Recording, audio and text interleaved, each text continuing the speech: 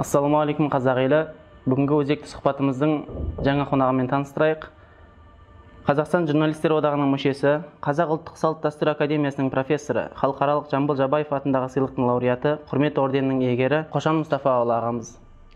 Бүгінгі тақырыбымыз қазақтың рухани мәдениеті, сондай-ақ бұрынғы өзіміздің аспаптар, қазақ ұлттық өнері, ақындық өнерінің орны. Ерболат мырза, осы біздің қазіргі таңда жастарымыз бар. Өзіміздің ұлттық өнерімізді, қазақ өлеңдерін, қазақ жыршыларының жырауларының, олардың өлеңдері бар. Сондай-ақ домбыра өнерін діннен алыстатып, қазақтың емес, шайтанның аспабы деп қашып жүргендер бар. Сол туралы не айтасыз? Жалпы адам баласы жаратылғанмен өнер бірге жаратылған. Адам пайғамбар қалай жаратылған болса, осы дүнияға келген кезде егін егу болсын, киім тігу болсын, киім тігуде инені қалай қолданатын болса, инені сол кезден бастап ойлап, мүмкін дәл қазіргідей ине болмаса да, сол кездегі иненің рөлін атқарған бір аспап болған. Сол сияқты қазіргі кезде әлемде не бар, дүнияда не бар, бұның барлығының негізі дінде орны бар. Бірақ әр нәрсенің жақсы жағы бар, жаман жағы бар. Бірақ бір нәрсенің жаман жағына қарап, оны діннен түбегейлі алып тастауға келмейді. Енді мысалы пайғамбарымыздың алғаш пайғамбарлық келген кезде қарап отырсаңыздар, араб мемлекетінде жалпысы әдебиет қатты дамығандықтан, әуелі екі жақтан екі тайпа соғысайын деп келген кезде бір жақтан бір ақын шығып, бір жақтан бір ақын шығып, өлеңмен ғана шешіп кететін уақыт болған. Сонда пайғамбарымыз енді сол кездегі дамып тұрған нәрсе әдебиет болса, Құран әдебиетпен түсті ғой. Құранда да бір ұйқастық бар. Құранда да бір әдебиет білімін іздесе болады. Енді пайғамбарымыз сол кездегі мысалы кейбір атақты араб ақындарының өлеңдерін кейде мысалы кейбір сахабаларға оқытып тыңдатқан кездер болған. Мысалы Хазірет Омарға оқытқан, Хазірет Омар оқышы дейді мысалы. Ал шежіре жайлы Хазірет Әбубәкірден сұраған. Бұның дінде орны жоқ болса, пайғамбарымыз түбегейлі бұны ислам дінінен сиырып тастайтын еді. Бірақ олай істеген жоқ, қолданатын жерде қолданды. Тағы да мысалы Уейсул Қарани деген сахаба емес, енді табиғин деп айтады, пайғамбарымыз көрмегендіктен сахабалық нен алмаған, бірақ бұл кісі пайғамбарымыздың дәуірінде өмір сүрген, пайғамбарымызға деген махаббаты соншалықты болған өлеңдер жазған, пайғамбарымызға арнап, пайғамбарымызды көруге келген, бірақ көре алмай кеткендіктен пайғамбарымыз кейін оған жаңағы өлеңдерін оқып, өзіне деген махаббатына жазылған өлеңдерін оқып, оған шапанын жіберген, сыйлығын жіберген. Оны пайғамбарымыз бұны өлеңді мысалы дінде орны жоқ болатын болса, оған құрметті де көрсетпес еді, бірақ көрсетті. Енді атақты хадис жинаған мысалы имам Бұхари кітабына қарайтын болсаңыз, бір тақырыпты былай берген, мысалы өлеңдердің жақсысы және жаманы деген сияқты. Адамға жағымдысы, жағымсызы деген. Онда өлеңді де бұл құрал ретінде қарайтын болсақ, онда бұны кейбір адамдар жаман жолда да қолдана алады. Онда жақсысы бар оның, адамды тәрбиеге шақыратын, адамның ішіндегі ұлтшылдық рухын оятатын, онда өлеңдер бар деген сөз. Пайғамбарымыздың да бір мысалы хадис бар, инна мина шари хикмәтун деген. Кейбір өлеңдерде хикмет бар деген.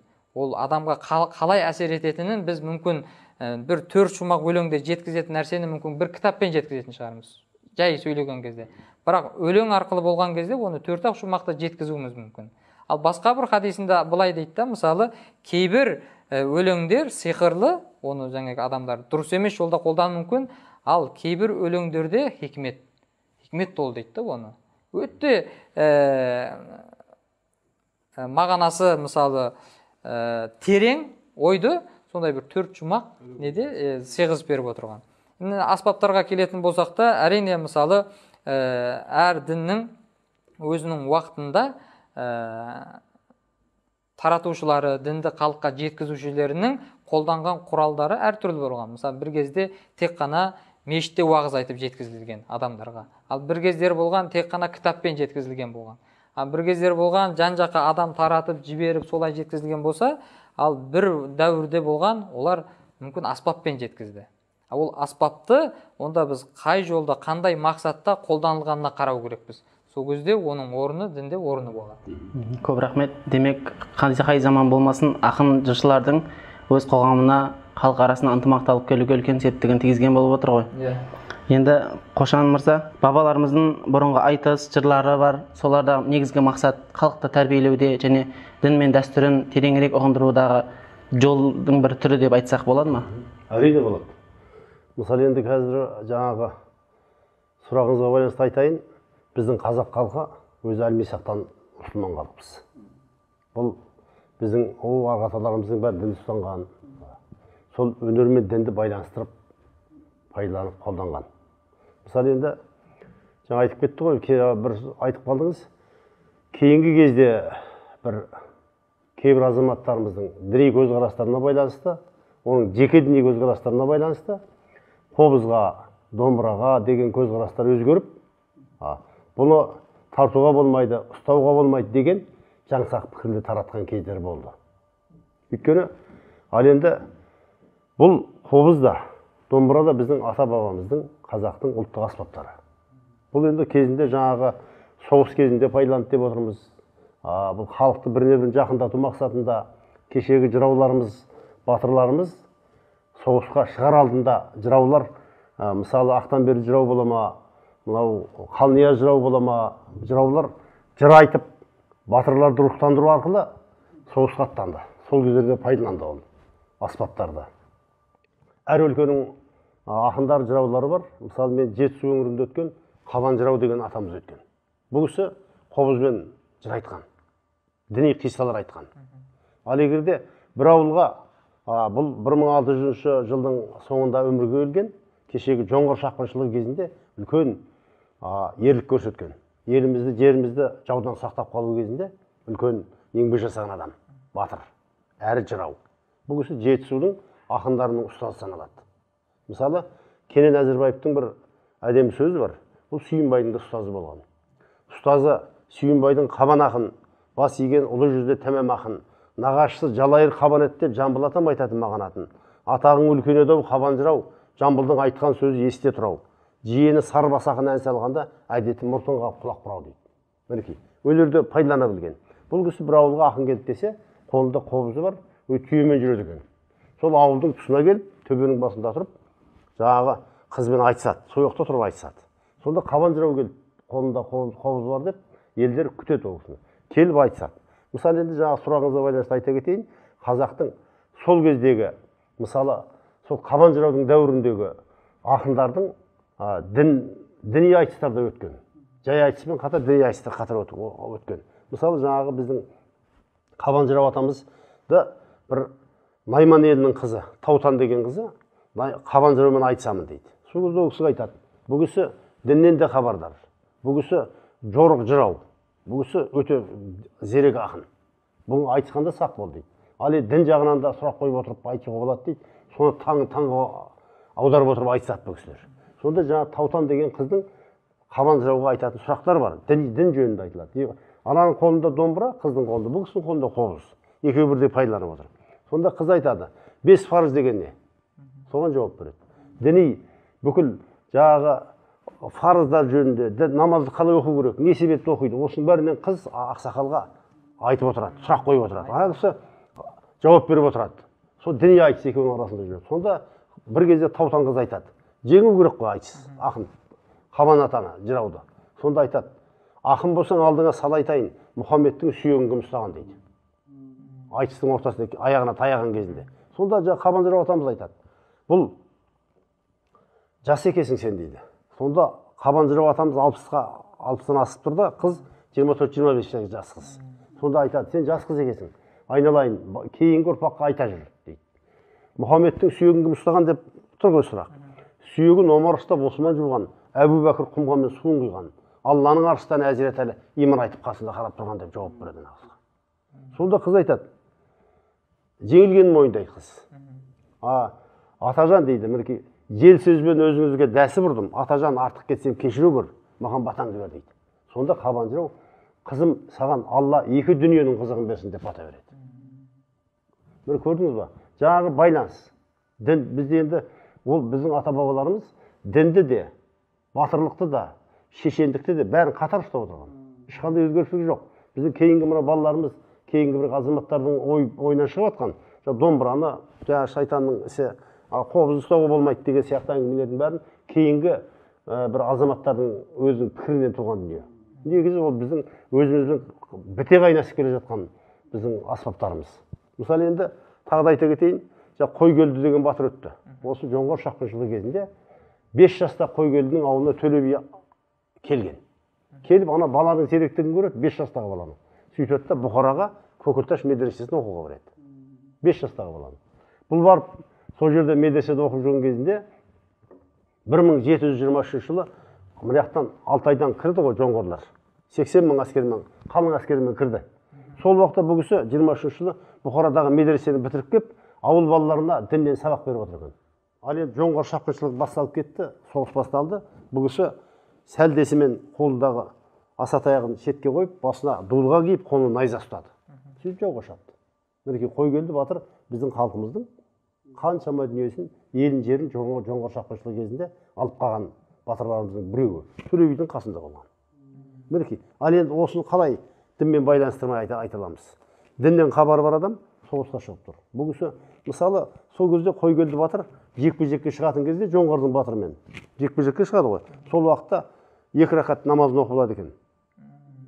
Ал деп шығып 2 рақат намаз оқиды. Ал Қойгелдің жаңағы әскердегі тұрған небір әскерлер болған, салды жігіттер, қыздар бәрі мойнына белдігін сап, Алладан тілеп тұрады екен.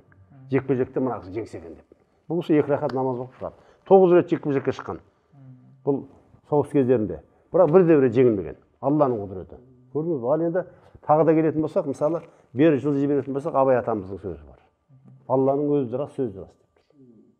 Көрдіңіз бе? Ыбырай Алтынсарин атамыз айтады, кел балалар оқылық деп айтады бар ғой, бір Аллаға сыйынып дейді. Оны кешегі советтік дәуір кезінде кел балалар оқылық, оқығанды көңілге ықыласпен тоқылық деп өзгертіп жүреді. Әйтпесе, кел балалар оқылық, бір Аллаға сыйынып деп бастайтын ол әңгімені. Көп рахмет. Бұрынғы бабаларымыздың айтыс өнеріндегі негізгі мақсат енді бір ауылға келсе, айтысқа келсе, халықтың бәрі барып тыңдайтын болған дедіңіз ғой. Ол жерден бір білім алу үшін, жаңа бір ақпараттармен, пайдалы нәрселермен сусындау үшін барған анық болды енді. Осы жерде тағы бір сұрақ бүгінгі жастарымызға, енді өзіңіздің негізгі салаңыз бұрынғы қазақ жырларының, айтыс өнерлерінің бір кішігірім тарихы және оның артықшылығы, сол жөнінде бір сөз қозғап өтсек. Жақсы. Мысалы енді осы біз отырған оңтүстік өңірі осы жерде Майлыға жақын өтті. Күдерқожа, Майлыға жақын. Бұл кісілердің кешегі айтыстарының өзі, бүгінгі бізге қалдырып кеткен терме толғаулардың өзі көп діни тағылымнан тұрады. Қай-қайсысын алсаңыз, діни тағылым. Ал енді мен мысалы қазір Қазақ радиосында осы 10 жылдың көлемінде осы бабалар жайында жыраулар поэзиясы, батырлар жыры, тарихи хабар жүргіземін Қазақ радиосынан. Сонда көп дүниеге кезігемін. Біздің бабаларымыздың бүгінгі жастарға қалдырған өсиеті бола ма, кешегі айтып кеткен айтысынан бола ма, қай-қайсысын алсаңыз да, бәрі діни тұрғыда. Діни тұрғыда болған өсиет насихат. Осының бір өсиет насихаттың өзі дінмен байланыстырып отырып айтылып отырады көбінесе. Мысалы енді біздің қазақ халқының ұлы халық екенін мен айтар едім, әлем мойындады деп. Мен осы Сәбит Оразбаев деген ақсақал бар. Қазақстанның халық артисі, мемлекеттік сыйлықтың лауреаты, актер адам. Бұл кісі, осы кісімен бір хабар жасадым. Сол хабар жасап отқан кезінде бұл кісі айтады, мынау Махамбет Өтемісұлы бар ғой атамыз. Сол кісінің Францияда кітабының тұсаукесері өтті дейді, ЮНЕСКО-да. Соған баруымызға тура келді. Қазақстаннан көп ел барды дейді, Иманғали Нұрғалиұлының ұйымдастыруымен болса керек. Соған бардық дейді, көп бір 10 шақты кісі бізден өкілдер барған. Соның тағы да ЮНЕСКО-да көп кітаптардың тұсаукесері болады, көп нелер өтіп жатады ғой, іс-шаралар. Соны біз келе жатқанбыз дейді, Махамбеттің кітабының тұсаукесері өтіп жатыр. Жағалай Махамбеттің өлеңдерін қазақ тілінде, ағылшын тілінде, француз тілінде, қаншама ұлттың тілі бар, сол барлық өлеңдерін аударып қойып қойыпты дейді. Барлық тілге аударып қойған. Соны оқып келе жаттық дейді, жылжып. Бір кезде бір бұрышқа жақындай берген кезде Махамбеттің бір шумақ өлеңі қазақша тұр екен дейді. Қазақ тілінде. Ананы көргенде қуанып кеттік дейді. Тұра жүгірдік дейді ана өлеңге қарай. Бәріміз шуылдап. Соны сұрадық дейді, мынау неге аударылмаған, басқасының аудармасы бар деп. Сол жаңағы жерге жауап бермей қалды да, гид барып бастап жүрген тағы ғалымдар, солар жиналды дейді бәрі. Сөйтіп сұрақ қой, сіздер кімсіздер? Біз Махамбеттің елінен келіп тұрған, Махамбеттің ұрпағымыз. Біз мына бір шумақ өлеңнің неге аударылмай тұрғанына таңғалып тұрмыз деген ғой. Сонда жаңағы кісілер айтты дейді. Сіздер не деген ұлы халықсыздар деп айтты дейді. Егер де біздің Махамбеттей ақынымыз болатын болса, тура осындай өлеңдер болатын болса, қанша тіл бар, сол тілдің бәріне аударар еді депті. Аударып бүкіл әлемге таратар еді. Не деген ұлы халық қазақ деген. Не деген батыр халық. Мынандай өлеңді біз аударуға шамамыз келмеді депті. Ана өлеңді. Шамамыз келмеді. Қаншама жолдарын тауып көрдік, бірақ өз қалпында аударамадық деген. Мағынасын өзгертіп жібереді, баламасы табылмайды. Сондағы бір шумақ өлеңі. Арқаның қызыл изеңі, басы күрдек түбарал. Қыдыра шалар аруына. Еліңде қарияң жоқ болса, жастарың болар дей ona. Бір сынаған жаманды, екінші қайтып сынама. Тіршілікте сыйлас болған ағайын, құм құйылсын көзіңе, өлгенде бекер жылама дейді. Бұл насихат емес міне. Бір шумақ өлеңнің ішінде, жаңа өзіңіз айттыңыз ғой. Пайғамбарымыздың заманында кейде жырмен айтқан, кейде бір-екі шумақ өлеңмен айтқан деп. Мінекей соған дәлел. Махамбеттің бір шумақ өлеңі. Осы дүниеде қаншама дүние тұр, қаншама тағылым тұр бір шумақ өлеңде. Көрдіңіз ба? Осында біздің ақындарымыз, батырларымыз, шешендеріміз, билеріміз, қай-қайсысын алсаңыз да, біздің бүкіл дүниеміздің бәрі ол дінмен байланысты. Имандылық бола ма, қай саласын алсаңыз да, бәрі дінге байланысып жатады. Ұштасып жатыр бірін бірі байланысып. Тамаша, рахмет аға. Және бір енді кезекті сұрағымыз, өзіңіз білесіздер, алаш зиялылары болған кезінде Абай атамыздай, Шәкәрімдей ұлы тұлғаларымыз болған. Сол кісілердің енді халық үшін еткен қызметтері бар. Ешқандай бір тиын тебен сұрамастан халықтан халық үшін қазақ ағарсын деп қызмет еткен. Соның салдарынан да оқып едім, Ахмет бабамызды да 2 рет өлім жазасына кестірді. Қазақты ағартудан бас тартты деп айтты. Сонда өлім жазасына кесіп отқан кездің өзінде жоқ, ол істі мен жалғастырамын деп айтты. Біріншісінен қорқытып, жаңағыдай қайтама деген оймен өлім жазасы кейінге қалдырды да, қайтпағаннан кейін. Кейінгісінен барып қайтпағаннан кейін, анық көздер жеткеннен кейін өлімге қиғанда ол кісілерді. Енді сол алаш зиялыларындай, абайлардай рух қайда қазір? Қайда кетіп бара жатыр? Енді осы жақында мен мынау Ақтоғай, Қарағанды облысы Ақтоғай ауданында бір үлкен Сұлтан Ыбырай деген азамат аталарын ас беріп сонда болдым. Сол жерде Ахмет Байтұрсынов атамыздың туған туыстары тегіс жатыр екен. Ақтоғайдың бауырында, таудың беткейінде тегіс жерленген екен. Сол аталарының басына Бразилиядан әкеп 110 жыл бұрын бір тал тіккен екен. Сол тал әлі тұр екен басында. Соның басына барып Құран оқыдым мысалы. Көрдіңіз ба? Сол кездегі Ахмет ағаларымыз бар. Ахметтің қасында қаншама ағаларымыз өтті, Сәкендер, Бейімбет. Оның қасында қаншама ағаларымыз өтіп кетті. Әрине, елімде еңіреп кетті ол кісілер. Халыққа рухани қазынасын жеткізіп, сөйтіп өтіп кетті. Мысалы үшін. Көрдіңіз ба? Ол рух біздің қазақта бар. Оны жоқ деп айтуға болмайды. Бүгінгі жастарымыздың кез келген жас жігіттерді қазір сөйлесе қалсаңыз, көзі от шашып тұрады. Қазақтың көзінде от шашып тұрады. Мінекей рух деген сол. Кез келген жас қазақ азаматтардың рухы бар. Біздің қазақ әлі де ол биікке жетеді. Неге жетті? Дұрыс бағыт беру керек, дұрыс бағыт беру керек. Мысалы енді біз қазір айтамыз ғой, кеше кеңес дәуірі кезінде, жаңа біз айтып отқан жырларды жапты тегіс. Мынау батырлар жыры деген кезінде, ол біздің бала кезімізде ауылда ақсақалдар айтып отыратын. Соның бәрін кеңес дәуірі жапты. Оның кейбіреуі соттады. Соттап, Қобыланды батырды беріп тыңдатуға болады екен халыққа. Бұл кедей екен. Жағдай жоқ. Бір ауылды аңшылықпен аңсырап отыр екен, осы Қобыланды батыр қасын қалғанын бәрін жабайық деп жапты. Совет дәуірі кезінде қазақтың батырлар жыры кейбір керемет дүниелер сотталды.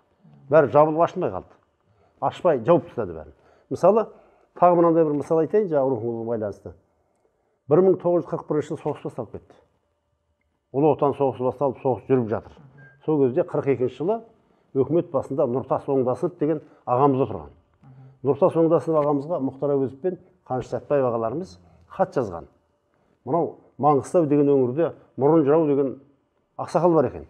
Жасы 80-ден асып тұр екен. Сол кісі Қырымның 40 батыры Ноғайлы дәуірін түгел жырлайды екен.